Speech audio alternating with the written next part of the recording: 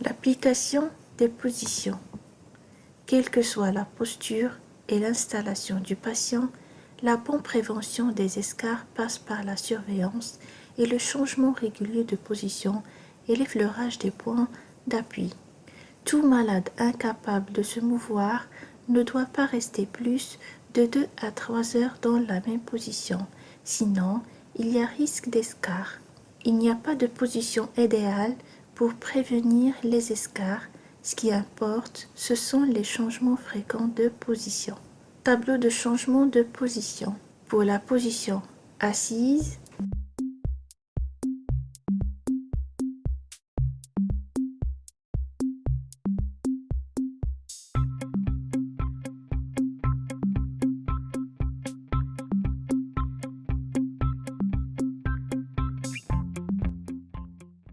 il est indiqué dans le cas d'insuffisance cardiaque, pour les porteurs de la sonde nasogastrique, pour les insuffisances respiratoires et pour les opérés des épaules. Cette position pour les contre-indications, pour les malades en coma ou l'anesthésie, pour les inconscients et en cas de vomissement. Au cours d'une anesthésie, la tête peut se fléchir vers l'avant. La courbature des voies aériennes rend difficile le passage de l'air. La tête peut se fléchir vers l'arrière, la langue peut glisser. Donc, cette position assise est interdite pour ces cas de maladie. Les zones à risque. Le malade présentera facilement des escarres au niveau du siège.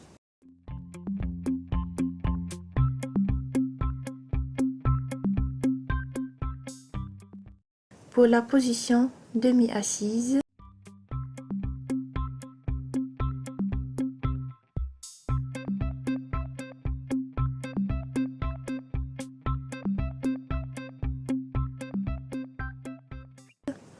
il est indiqué en cas d'insuffisance cardiaque pour les porteurs de la sonde gastrique, pour les insuffisances respiratoires et pour les opérés des épaules.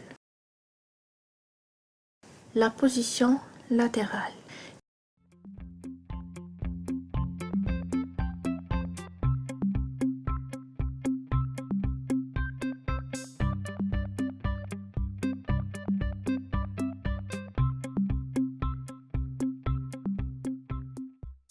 Il est indiqué dans le cas des comateux, pour les inconscients, en cas de vomissement, chez les malades ayant perdu le réflexe de déglutition et chez la femme enceinte.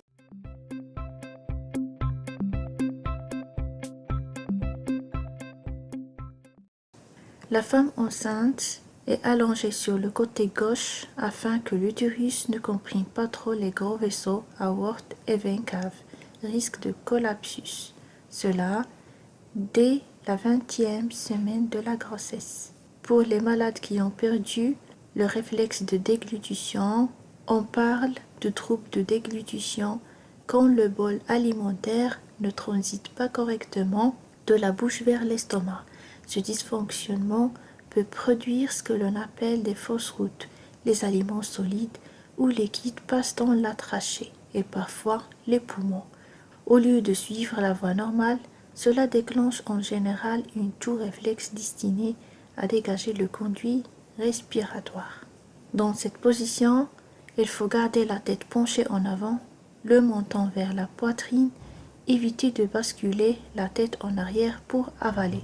La réflexion du cou vers l'avant protège naturellement les voies respiratoires. La fausse route correspond au passage du bol alimentaire ou de la salive dans les voies respiratoires. Cette position est interdite en cas des insuffisances cardiaques, insuffisances respiratoires.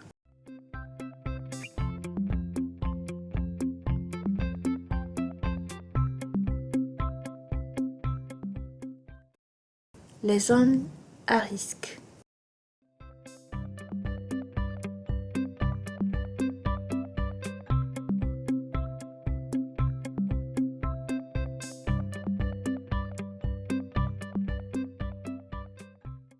La position décubitus dorsal.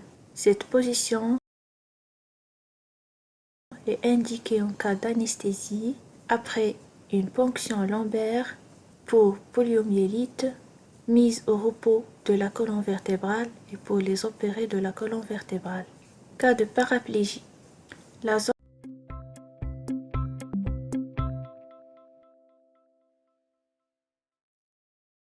à risque.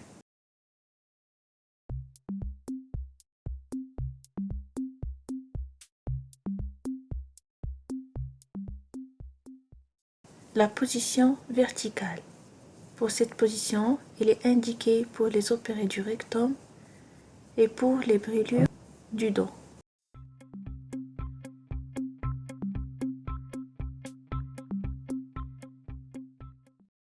Il est interdit dans le cas d'insuffisance respiratoire et cardiaque.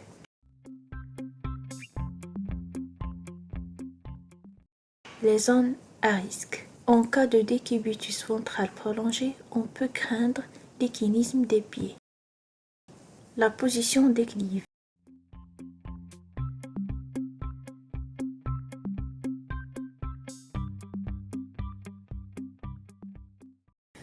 Il est indiqué après prélèvement de liquide céphalorachidien pour prévenir contre les œdèmes et les phlébites.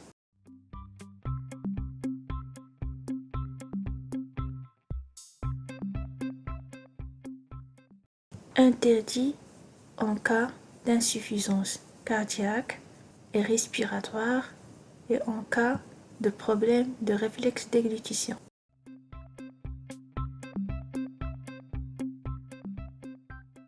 La position proclive.